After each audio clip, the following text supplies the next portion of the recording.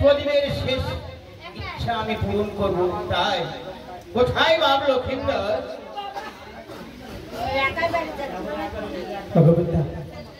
তুমি আর ডেকেছ?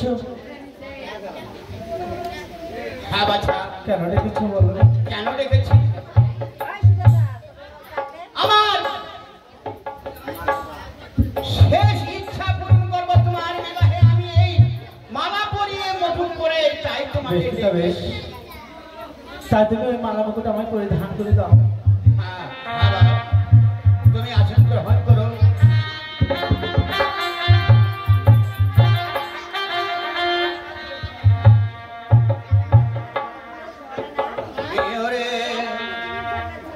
মালা পরো, মালা পরো,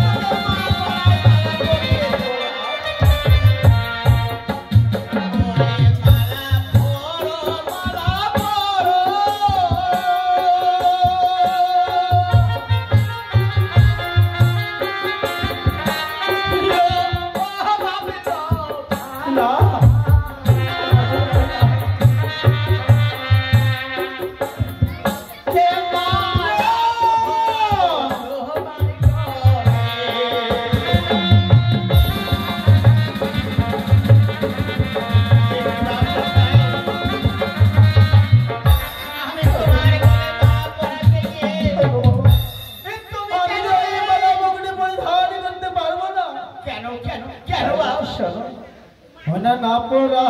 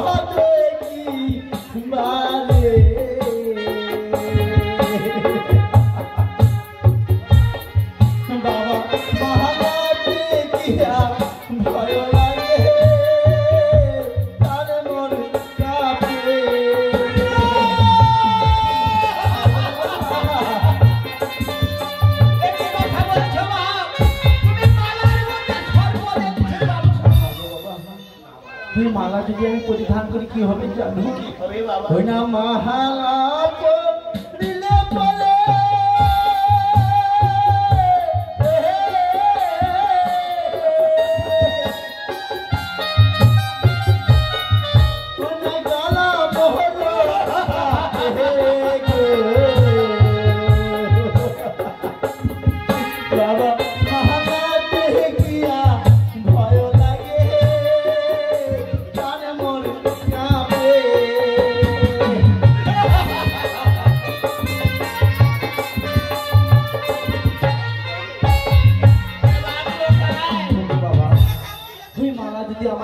ভান করে দাও গলায়, কি হবে জানো? কি হবে?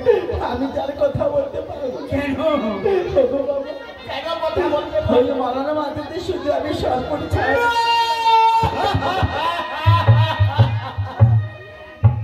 তুমি একই কথা বলছো বাবা? আমি তোমার পিতা, আমি কি তোমার মোবাইল মালাতে সর্পের মালা ঝুলিয়ে দিতে পারি? না, আমি সর্পের মালা নয়, আমি ফুলের মালা তোমাকে পরিয়ে দিয়ে আমার না, ওই মালা আমি পরিধান করতে পারবো না। পরিবার, তুমি কি আমার শেষ ইচ্ছাটা পূরণ করবে না? ওগো বাবা, বলো পুত্র, সন্তানের যদি কত কষ্ট হয়, সন্তানের কর্তব্য জানো বাবা। পিতা পুত্রকে কোনোদিন দুঃখের আঘাত দেব না। তাই তো আমি তোমাকে কোনোদিন আঘাত দেব না। আমার যতই কষ্ট হোক, তুমি ওই মালা আমায় পরিধান করে দাও। আমার ইচ্ছে আমি তোমাকে সাজাই দিই, বইমেসে সাজাই দিই আমি। আচ্ছা, এসো পুত্র, তোমার বলে আমি মালা দিয়ে দিচ্ছি পুত্র।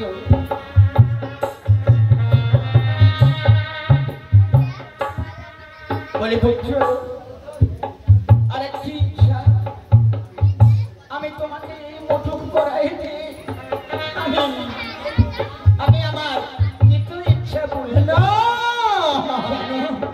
ওগো বাবা, আমি মালা পরেছি বেশ, কিন্তু ওই মুকুটকে আমি পরিধান করতে পারবো না। না,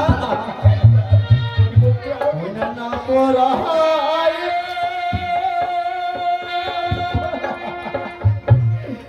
না পরাবে।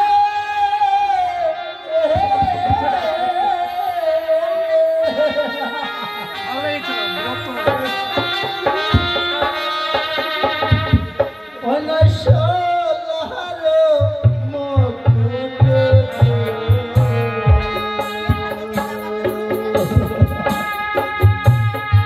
বাবা মোহ করতে গিয়া ভয় লাগে প্রাণ মোর কাঁদে।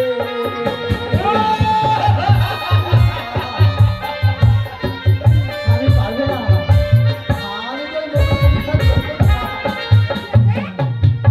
ওগো বাবা, আমি তো এই মুকুট